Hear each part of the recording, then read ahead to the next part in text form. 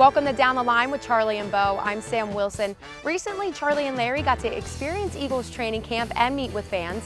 While they were there, they met with another Philadelphia sports legend, longtime Eagles broadcaster Merrill Reese, and they discussed the passion they all share, and of course, I'm talking about football.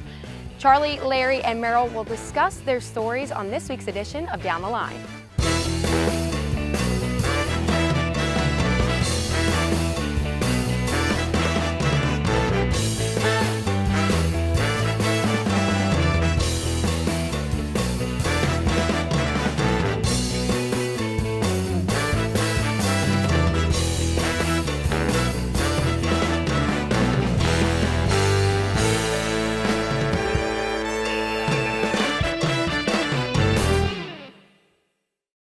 Down the Line is brought to you in part by the Valley Forge Tourism and Convention Board. Visit Montgomery County's main streets. Find out more at makeitmainstreet.com. They're not just familiar faces. They're your friends and neighbors. It's their small businesses, a beating heart that makes a neighborhood a home, where personality is served on a plate and imagination paints a brighter world. A place where fresh is always in stock with a personal touch passed down through generations. Support small and make a big difference. Make it local. Make it Main Street. Make it Montco.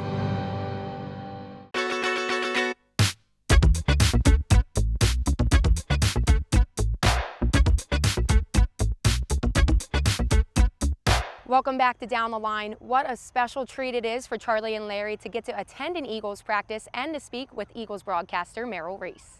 Charlie, we have one of the all-time great announcers from the Philadelphia Eagles. This is his 45th year, Merrill Reese. And first of all, I want to welcome you and thank you for coming on Charlie and my show.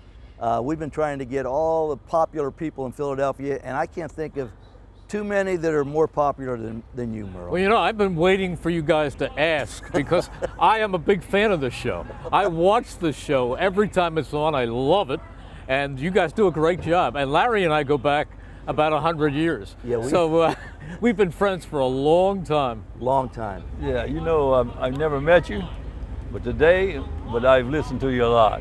I love your voice, and you know, like you're a lot like. You got different voice from Harry Callis, but both of you hold my interest. Right. Well, that's the highest compliment you can get, Charlie. But I'll tell you, I'm a big fan of yours, and what you have meant to this city will linger and remain forever and ever. Well, I want to thank you. But today, when I met you, it made my day, really. Hey, let's turn back the clock. Everything started at Temple, right? Well, it did. I went to Temple and majored in communications, and was sports director of the station there, WRTI, and I did hundreds of basketball games. We had a line that we had at the Palestra, so I did all of those Big Five doubleheaders. I became sports director after my freshman year, so I had 3 years of doing doubleheaders, Wednesday nights, Friday nights, Saturday nights. One day, they had a high school playoff, the public league playoffs, so I did 3 games Saturday afternoon and 2 at night, so I did 5 in one day. Wow. Charlie was a unbelievable basketball player. Where did you have scholarships to? University of Pennsylvania was one of the first schools to ever get in touch with me. And I was I think at that time I was like a junior or sophomore in high school.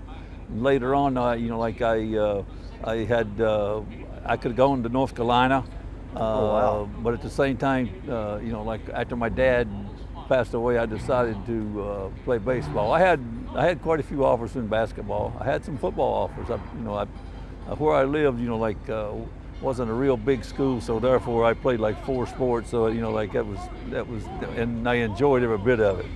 Well, I never had those options. No, I didn't either, Merle. Hey, you know, when I first got here, Merle, everyone said, remember Frank Dolson, the writer? Sure. So he sort of took me under his wing when I first got here, and he says, whatever you do, you have to go to the Palestra and watch a Big Five basketball game. And I'm thinking, oh, this is going to be just a regular. But that atmosphere is something that I will take to my grave with me. I have never seen college basketball that intense in those Big Five games. Oh, nothing like it. Nothing like it. It's still, when I go to the Palestra every now and then, I still get goosebumps. It's so special. Well, let me ask you this question now. Last year was the first year that you did not attend an Eagles game because of the pandemic. Well, not a road game. I did all the home games. Right. How tough was that? You know, it started out tough, but we had 6 different screens to work from, and then people say, well, but there's no crowd out there. But they piped in sound that NFL Films had taped at the different stadiums. So you lost yourself in the game, and before you knew it, you could feel almost as if you were there. It was great. And then there are some stadiums, like where Washington plays, where we sit in the corner of the end zone, and when they go past the 50, you can't tell if you're at they picked up 6 yards or 16 yards, so it actually improved. Well, I tell you what, and listening to the games last year, it did, I didn't know the situation, but it did sound like you were right there. Yeah. Your voice and Mike, you guys play it like you're right on the sidelines and you're watching the game. And I just want to say, you guys did a tremendous job under those circumstances. Now, as we speak today, what does it look like for this year? Good question. we start the preseason in a very few days, but the truth of the matter is, we're not 100% sure if we're going on the road. I know that Tom McCarthy and the Phillies crew are still doing everything virtual. Right. So I don't know. I'd like to be on the road, but it all depends on protocol. And a lot of it has to do with the NFL, where they say only team personnel, essential personnel. And as much as we don't like to believe it, we're really not football essential. Right. I mean, baseball is finally to the point where we can go, but now, this new phase of the epidemic is coming out again, and who knows what's going to happen down the road. But I wanted to bring up one game that I went to, and it was the very first time, Charlie, that I ever got to go on the field.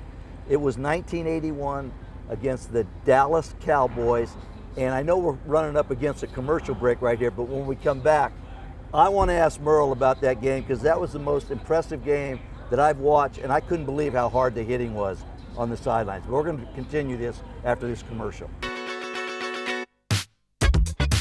We'll be right back with more from Charlie and Bo.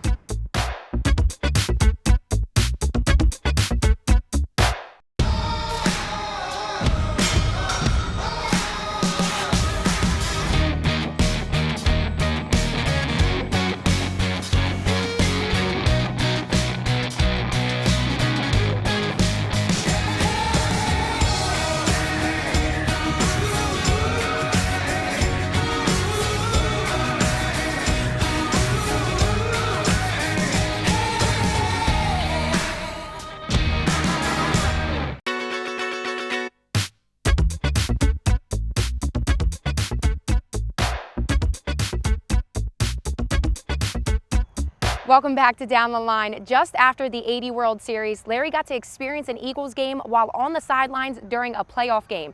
He talks to Merrill about his experience. All right, Merrill, when we left, I was talking about the very first time. It was 1981. It was the year after we won the World Series, that January, I think. And we got tickets to get on the field. Now, I have never been on the field. I watched the hits in the stands. I have never seen hitting like that in a playoff atmosphere, and I'll never forget that game. Jaworski had a real good game, but do you remember that game against the Dallas? I remember that game. It was the most bitterly cold day, January 11th, 1981, and it was amazing. Dick Vermeil told the press all week, we're going up against the mighty Dallas Cowboys. This is such a great team, and he made it seem like they had a mountain to climb. And the night before, Dick said to this team, tomorrow night we're going to be heading for the Super Bowl. We're gonna emerge and we're gonna win this thing. And they went onto that field with confidence. And I can remember the early in the game that Ron Jaworski spun and he gave the ball off to Wilbert Montgomery. Right. And Woody Peoples and Jerry Sizemore on the right side created a hole. And as I saw Wilbert hit the hole and then disappear into the end zone, everybody in Philadelphia knew that team was headed for Super Bowl 15. We knew it. There was no way the Cowboys were getting back in that game. And there was one play where John Bunning absolutely hammered Tony Dorsett in the Cowboys' backfield, Right. and you knew it was all over. It was all over. The Eagles dominated that game. That's one of my favorite games of all time. Well, and I asked you earlier, Chuck, if you played, and because you're a big guy, but I couldn't believe how hard those guys hit. I mean, you know, like I said, you're sitting in the stand, you say, oh, that was a good hit, but when you're on that field, Yeah. those guys are like cars. They're hitting each other hard. And I know you had to go through that when you played. Yeah. Also, Bo, what you talking about? You know, like football. I used to go to a lot of the Vikings games when I was in Minnesota. I lived there 9 years, and I used to stand right there at the goal line. You know, like, and I remember Roman Gabriel coming there, and they were undefeated. Vikings were undefeated, Right. and they had about 6 inches to go for a touchdown, and Roman Gabriel come up to the line, and he was cussing all the guys on the fearsome foursome there and everything like that, and they held them 4 downs in a row.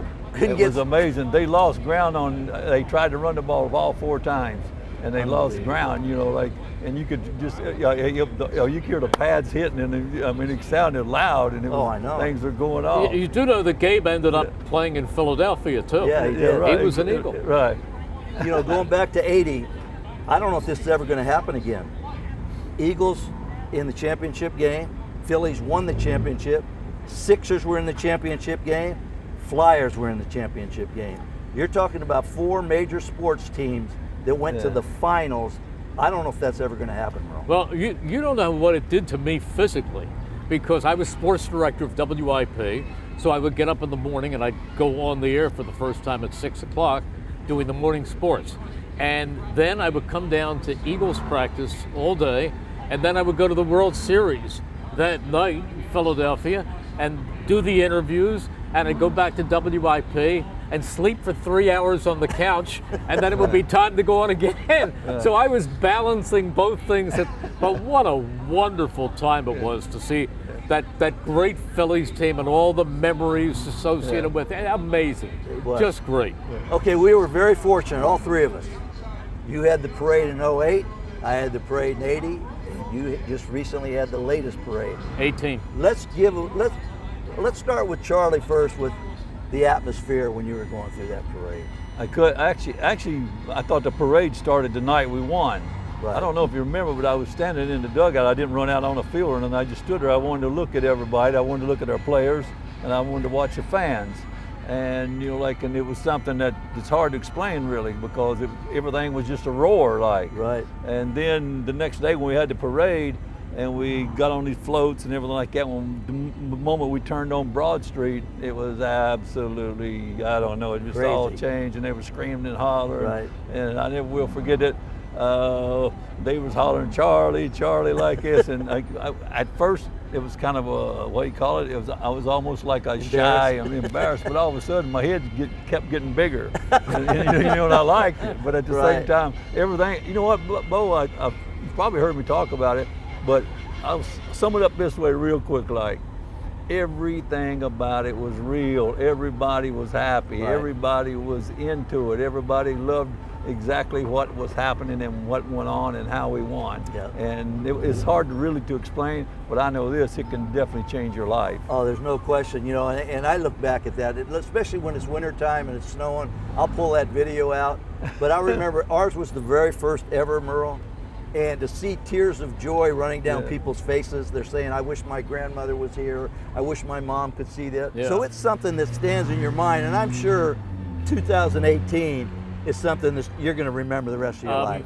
It was an amazing feeling, and the thing I think if you ask Philadelphians their greatest memory of that, it's Jason ranting in that mummer suit, you know, about the fact that nobody respected them and they were underdogs. Yeah, but It was like Chase, right? Yeah. When he slipped on the mic. Right.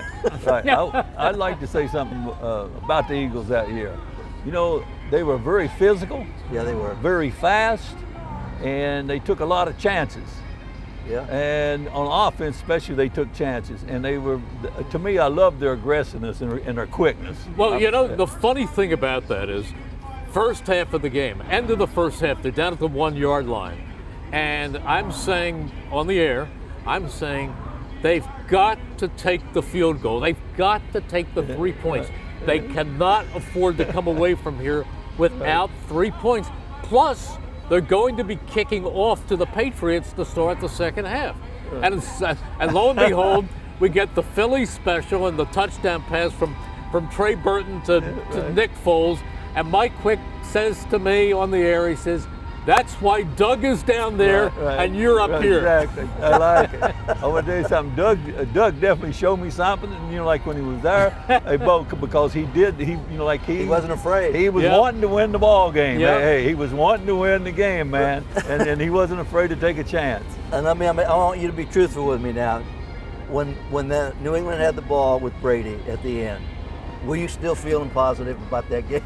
Well, I was scared to death, and not about the Eagles losing, because I didn't think Brady had the pure arm strength to launch it up there like Aaron Rodgers for the Hail Mary. Right. What I was afraid of is we were seated 110 yards away in the in the corner of the end zone, and I just didn't want to be known as the announcer who blew the final play of the Super Bowl. That's how far away we were. But then the strange thing that happened, gentlemen, is that when that ball was in the air, it was almost as if everything slowed down, and it was like an NFL film sequence, and I saw it come down with crystal clarity, and I saw it bobbled around, and I looked and I saw it hit the ground, and I said, and the game is over, and I looked up at the scoreboard and saw zeros, and I said, the Philadelphia Eagles are Super Bowl champions, and I had written nothing, and what came out of my mouth was just pure emotion, and I said, Eagles fans everywhere, this is for you. Let the celebration begin. Well, I tell you what, Charlie, we can all relate to that. Everybody loves parades, and hopefully one of these sports are going to have another parade real soon. But when we come back, we're going to talk about a couple other games that you had a big impact on, Merle, and I want to get your opinion on how you got to announce those games. One's in Chicago.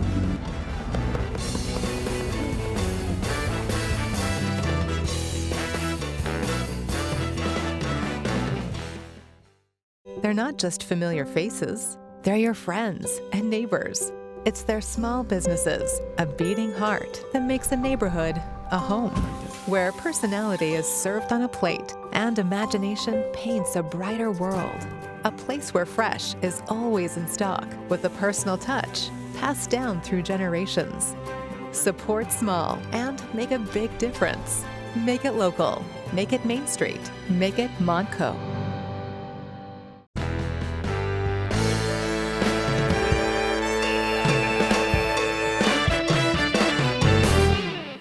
Welcome back to Down the Line. Charlie and Larry have a great deal of respect for what Merle does and ask him what it was like to broadcast the Fog Bowl game in Chicago. All right, Merle, we're going to talk about a game that I watched on TV, and I'm sure Charlie, if he can hit his mind right now, I think you've seen it on TV, Charlie. The Eagles against the Bears at Soldier Field, and the fog came in. I have no idea how you did that game, but you did a tremendous job. So maybe you can run us through that. For a game I didn't see, it was unseasonably warm, and it was New Year's Eve day, and we always have a New Year's Eve party at the house, and I was looking forward to flying home, and it was a warm day, and I started taking off my sweater, taking off my jacket, and then in the second quarter, Stan Waters, the former Eagles All-Pro tackle, was my color analyst at the time, and he said, "Boy, it looks like somebody just set off a smoke bomb there up in the far side of the field." And then before you knew it, the entire area was engulfed in fog, and I could see absolutely nothing. But I figured it's going to pass, and it didn't. And I don't know what we did to get through the first half. Now we go into the second half, and the stadium sent somebody with a wireless microphone. See, we didn't have that technology. Otherwise, I would have gone down on the field and run along the sideline. But they sent somebody down on the field to say, 2nd and 3, so-and-so gains 5 yards. He would give just the very, very basics, and I would try to knit it together, and I would try to be entertaining at the same time to keep the interest, because you couldn't see. I remember once I said, I can tell Randall Cunningham's having trouble because he just was led out of the huddle by a German Shepherd. So I did anything I could. I talked about Red Grange must have been there, the galloping ghost, but we did anything we could to keep it going. And the funny thing was, 5 minutes after that game was over, it was completely clear. We got to the buses for the airport, not any remnant of the fog.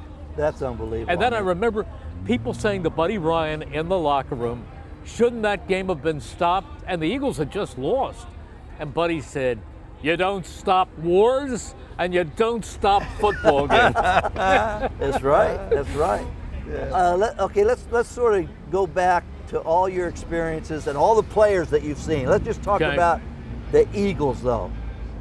I want you to tell Charlie and I your best, I know it's putting you on the spot, offensive player and defensive player since you've been covering the Eagles.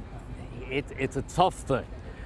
Let's start with the defensive player because that's easiest to say, and that would be Reggie White. Reggie White was arguably one of the greatest defensive ends who ever lived. Now there are others like Brian Dawkins. I mean, he's amazing, Brian Dawkins, Hall of Fame. And Bill Berge was a great middle linebacker. There were so many over the years. And but it's tough to pick out one. But if you say the best, I would say that it was Reggie White as a defensive end. As an offensive player, there have been some wonderful, wonderful players. Ron Jaworski was a great quarterback. You know, I know he gets some heat in this city, but Donovan McNabb holds every passing record on this team. I've seen 3 great running backs: Wilbert Montgomery, Brian Westbrook, and Shady McCoy. Shady McCoy holds the rushing records for this team. Great wide receivers. Boy, one of my favorites. I'm so happy he is finally in the Hall of Fame, and that is Harold Carmichael, the great number 17. But I'm going to tell you, you didn't ask me this, but I'm going to tell you who the most exciting player I have ever seen as I go into my 45 years. I have never seen a player who had the absolute magnetic excitement as much as Randall Cunningham. He could take off, he could throw a mile. He punted 93 yards one game.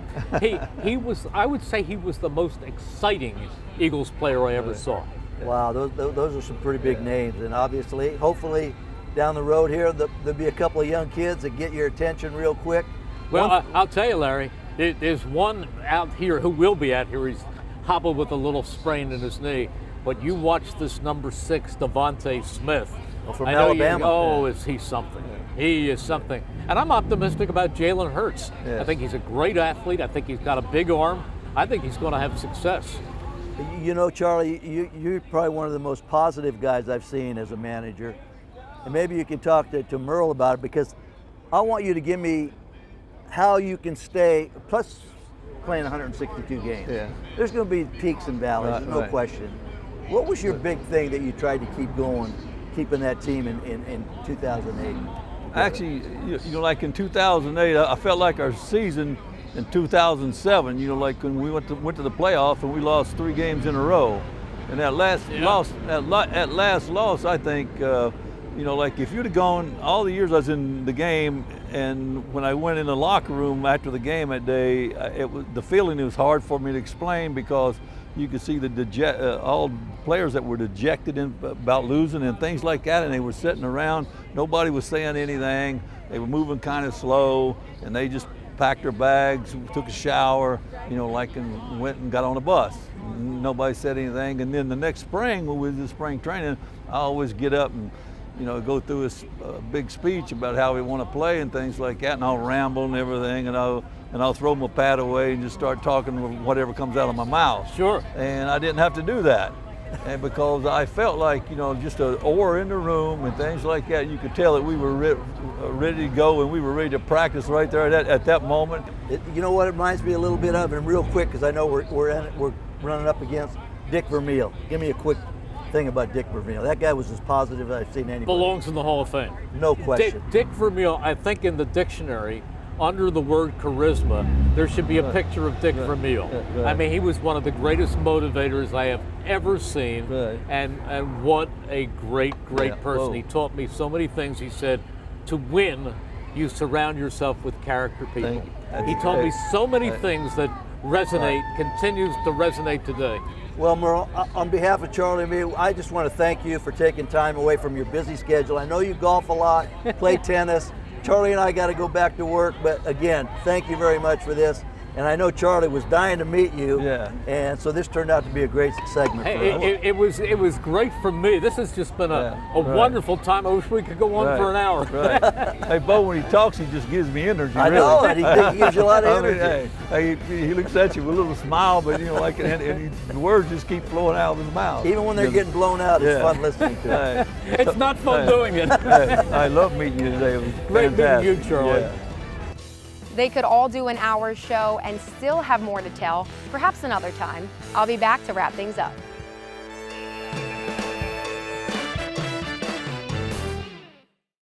Welcome back. That will wrap things up for this week. We're getting ready to head out to Reading, and we'll have some surprises for you during that show. For Charlie and Larry, I'm Sam Wilson, and we'll catch you down the line. Down the Line is brought to you in part by the Valley Forge Tourism and Convention Board.